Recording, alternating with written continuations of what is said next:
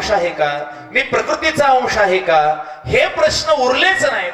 आपल्या ब्रह्मस्वरूपाची ओळख झाली, स्वस्वरूपाची ओळख झाली आणि मग निरखित गेलीये, तेव्हा चित्त उरलंच नाही, ते चैतन्यमय होऊन गेलं. विठ्ठल विठ्ठल